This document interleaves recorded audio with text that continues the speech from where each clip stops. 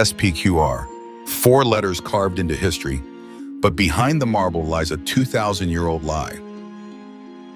You've seen it etched on ancient ruins, printed on Roman coins, as glorified in epic movies about the empire. And most people think this symbol stood for a great republic. But the truth, SPQR was never about the people. It was a mask, a stage play, a global illusion crafted by the Roman elite designed to strip away freedom while hiding dictatorship behind the curtain of democracy. And the most shocking part, we're still living under its shadow. SPQR didn't die. It evolved, and it rules us now through modern states. Welcome to Shadows of Ancient History. In this video, we uncover the darkest secret of Rome and the modern world. SPQR never disappeared. It just changed its name. Long before emperors wore crowns, Rome declared itself a republic, a land where power flowed from the people. Senatus Populusque Romanus, the Senate and the people of Rome, was etched on banners, monuments, and coins. It rang with the promise of shared governance, an early ancestor to democracy. But peel back the stone and you'll find a different story. The Roman Republic at its core was a closed loop. The Senate, made up almost entirely of aristocratic patricians, controlled legislation, foreign policy, and war. Ordinary citizens, the plebs, could vote yes, but they voted on choices curated for them. They were never truly in the room where decisions were made. SPQR wasn't a declaration of empowerment. It was a brand carefully marketed to sustain consent. By 287 BCE, following the Lex Hortensia laws passed by the plebeian assembly, were technically binding for all Romans. This was a landmark moment, but also a calculated pressure release. As historian Fergus Miller notes, this development preserved hierarchy under the guise of concession. The elite adapted just enough to avoid revolution. They gave the crowd a voice, but only in the script they wrote. Even the famed tribunes of the plebs, elected to protect commoners from patrician overreach, were often wealthy themselves. Some historians still debate whether their true loyalty lay with the people or with the class they had risen into. The Republic had institutions of resistance, yes, but it also had centuries of practice absorbing and neutralizing them. Consider the curious case of Tiberius Gracchus in 133 BCE. A tribune, he proposed land reforms to redistribute wealth among the poor. Legally, he had every right to do so, but his challenge to the status quo incited chaos. The Senate accused him of tyranny, and he was clubbed to death by senators wielding wooden chairs. No swords, no trial, just blood on the marble floors of the Curia. It was here that the mask of SPQR slipped, if only for a moment. The people watched. The elite had spoken. This strange moment, elite senators turning into a mob, wasn't just a political crisis. It revealed the Republic's brittle foundation. Violence always lurked beneath rhetoric. SPQR could only paper over the cracks for so long. As Rome's territory expanded, the gap between the powerful and the poor widened. The Senate grew richer from conquest. The plebs grew quieter, hungrier. The illusion of representation stretched thinner with every campaign. And yet SPQR marched forward on every banner, like a promise whispered through generations: "You are Rome."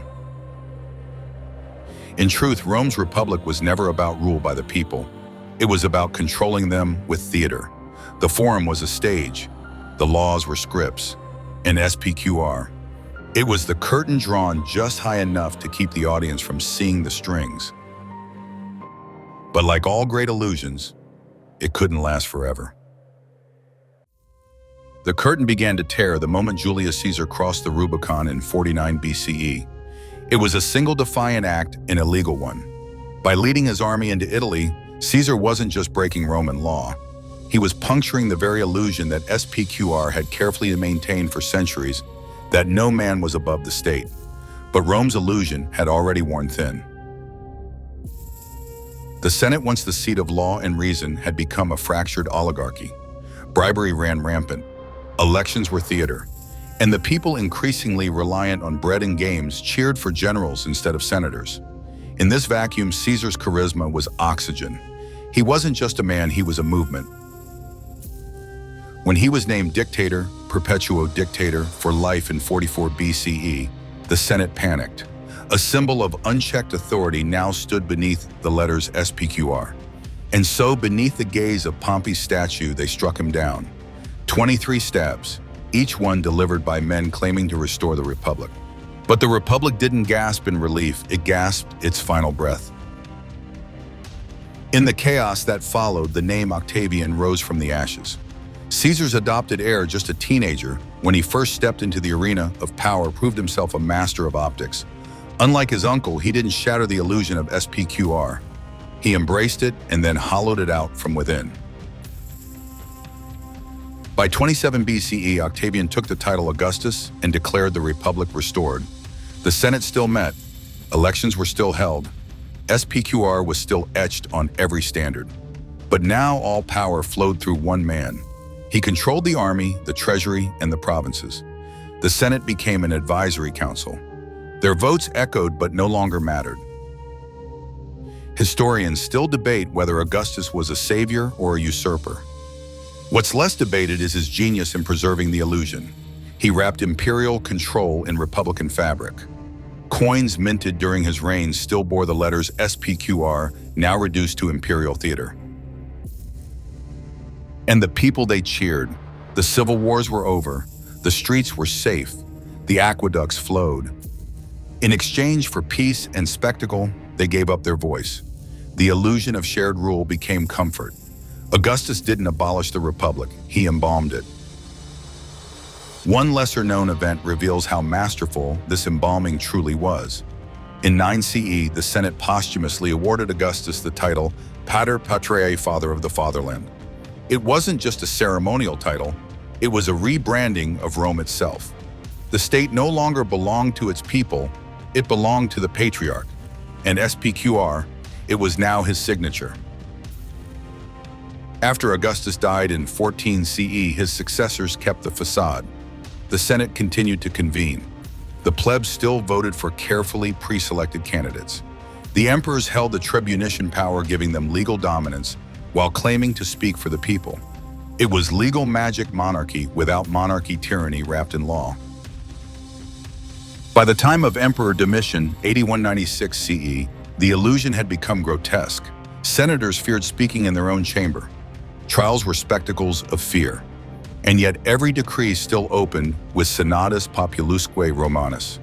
The Senate no longer ruled, but it rubber-stamped the emperor's will. Some graffiti in Pompeii, etched just before Vesuvius erupted in 79 CE, mocked this charade.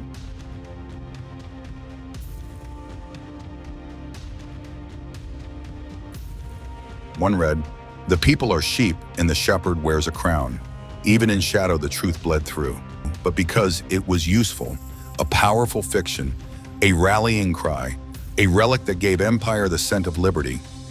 Long after the Republic's soul had vanished, its initials remained on coins, temples, and standards. A ghost with golden laurels. Rome had become an empire in every sense, but still called itself a republic. That paradox would echo for millennia. By the 2nd century CE, Rome's dominion stretched from the misty highlands of Britannia to the golden sands of Arabia, one of the widest expansions in the entire history of the Roman Empire. And wherever the legions marched, they didn't just carry swords, they carried scrolls. The silent conqueror of Rome was its legal system. The jus civile, the civil law of Roman citizens, had grown increasingly sophisticated, drawing from centuries of case rulings, senatorial decrees, and praetorian edicts. But Rome didn't stop at home. It adapted a more inclusive set of principles called the jus gentium, or law of nations, to govern its sprawling multicultural empire. This body of law, designed to apply universally, became the skeleton that held the empire together. It was here that SPQR began to mutate. No longer merely a political symbol, it became a stamp of legitimacy for legal authority. Roman governors issued edicts in the name of the Senate and the people of Rome, granting rights, assigning taxes, and settling disputes. But in practice, these edicts came from the emperor's hand. One verifiable shift in this legal evolution came in 212 CE, when Emperor Caracalla issued the Constitutio Antoniniana, extending Roman citizenship and thus the full application of Roman civil law to nearly all free men across the empire. On paper, it was a democratizing move, but many historians argue the motivation was taxation, not integration. With citizenship came liability. The empire needed money more than it needed unity. Still, the law endured. It was codified, clarified, and canonized. The most monumental moment arrived under Justinian in the 6th century, long after the Western Roman Empire had fallen. In the eastern capital of Constantinople, he commissioned the Corpus Juris Civilis, the body of civil law. It was a towering achievement, a distillation of centuries of legal thought, written in the name of Roman tradition, though Rome as a state no longer existed in the West. What's lesser known is that this legal corpus, assembled in dusty imperial halls by scribes and scholars, became the blueprint for future civilizations. Medieval universities in Bologna and Paris studied it. Renaissance thinkers revered it. Napoleon adopted parts of it. And in the 18th century, its echoes could be heard in the writings of Blackstone and even in the US Constitution. Today, concepts like due process equality before the law and presumption of innocence are heralded as modern Western values. But their lineage traces back to Roman courts where verdicts were delivered not by divine will, but by written codes and procedures under the silent shadow of SPQR. Historians still debate just how direct this influence was. Some argue it's overstated that modern law evolved more through Enlightenment philosophy than imperial edicts. Others see the Roman model as the original mold the first time law stood above any single ruler. But either way, the Roman idea survived. Even in death, the empire wrote the rules of inheritance. One curious practice highlights this invisible thread. In 17th century England, when common law judges referenced Roman precedents, they didn't say Rome or Justinian. They often said simply the law. It had no origin. It was universal, as if the ghost of SPQR had become part of nature itself, like gravity or sunrise. Symbols have a way of doing that. Once embedded into systems, they transcend time. They stop meaning one thing and start meaning everything. SPQR, once the slogan of a faux republic, had become the watermark behind the parchment of law. It no longer needed armies. It had become invisible. And yet it remained whispering order in every courtroom, in every signature, in every raised gavel, echoing across marble floors. Rome's political power faded in the West. Its symbols did not vanish. They simply changed hands. SPQR, though no longer engraved by imperial decree, was absorbed by the institutions that rose from Rome's ashes. First came the Church. As the Western Roman Empire crumbled in the 5th century, the Bishop of Rome, once a minor ecclesiastical position, emerges as a central authority. The papacy adopted the language, structure, and ceremony of the fallen empire. Cardinals wore robes cut in the style of senators.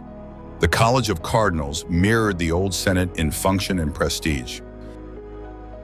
And most notably, the Church anchored its legitimacy and continuity, not through election by citizens, but by apostolic succession. Still, the logic was Roman rule must be legitimate, and legitimacy comes from unbroken lineage. In this way, SPQR became theological. The people were now the flock, the Senate became the council of bishops, and the empire was eternal, if not earthly, then divine. But Rome's afterlife didn't end at the Vatican gates. In 800 CE, on Christmas Day, Pope Leo III crowned Charlemagne emperor of the Romans. It was a symbolic resurrection. The Holy Roman Empire was born a strange hybrid of Christian kingship and Roman imperial rhetoric. The name itself was a paradox, neither holy nor Roman, nor an empire, as Voltaire famously quipped, but it clung tightly to Rome's bones. Coins minted under the Holy Roman Emperors sometimes bore the Latin initials of Imperial Rome. The double-headed eagle, later adopted by Austria and Russia, first appeared in this context, a symbolic merger of church and state, east and west, Caesar and Christ. The Holy Roman Empire lasted for 1,000 years, not because of strength, but because of symbolism, because it inherited the dream of Rome stitched together with borrowed language and borrowed power. Then came Napoleon. In 1804, amid the ashes of the French Revolution, he crowned himself emperor, not king, and filled his coronation with Roman imagery. Laurel wreaths, imperial eagles, and marble architecture surrounded the event. He claimed to be the heir not of Louis XVI, but of Augustus.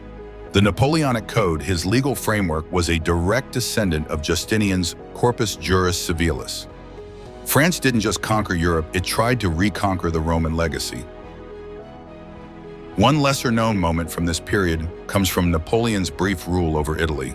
In Milan, he revived the Cisalpine Republic and ordered coins to be minted, bearing the inscription Italia, framed with laurel. No mention of Napoleon himself. Just the land, the myth, and the echo of Roman unity. Even his enemies, like the Habsburgs and later the Prussians, adopted Roman visual language to legitimize their reigns. By the 19th century, SPQR had become a relic that empires used to decorate themselves in continuity. Rome was no longer a place, it was a blueprint, a memory, a justification. In the modern city of Rome, the letters SPQR can still be seen carved into manhole covers, public benches, and street signs. A quiet echo of empire in the mundane fabric of daily life. Most tourists think of it as quaint. Few realize its continuity. And that's the strange part. SPQR did not die, it mutated. Through church and crown, through empire and republic, through revolution and restoration. And in the next chapter of history, it crossed the Atlantic. When America declared its independence in 1776, it wasn't just severing ties with a king, it was building a mythology. And no civilization offered better scaffolding for a new republic than ancient Rome. The Founding Fathers read Cicero and Livy. They debated like Stoics. They studied Roman law, Roman virtue, and Roman failure. To them, SPQR was both a warning and a roadmap. But what they built was not a rejection of empire, it was its reinvention. Look at the Capitol building in Washington, D.C. Its columns echo the Roman Forum. The fasce is an ancient Roman symbol of authority. A bundle of rods bound together appear on the U.S. Senate seal on the walls behind the Speaker of the House, even etched into Lincoln's memorial chair. Roman architecture, Roman rituals, Roman symbolism. But perhaps the greatest inheritance was psychological. America, like Rome, declared itself a republic of the people. We the people replaced Senatus Populusque Romanus. Yet both slogans served the same dual function: inclusion and illusion. Because just like in Rome, real power in early America was concentrated. Property qualifications, racial exclusion, and elite control of government narrowed the reach of the people to a chosen few. Historians still debate how deliberate these parallels were. Was the American Republic meant to improve on Rome or to resurrect it? Jefferson claimed virtue was the foundation. Adams feared tyranny of the masses. Hamilton favored a strong executive. Augustus would have smiled. One lesser-known but chilling echo of SPQR surfaced during the American Civil War. Both the Union and the Confederacy invoked Roman Republican ideals.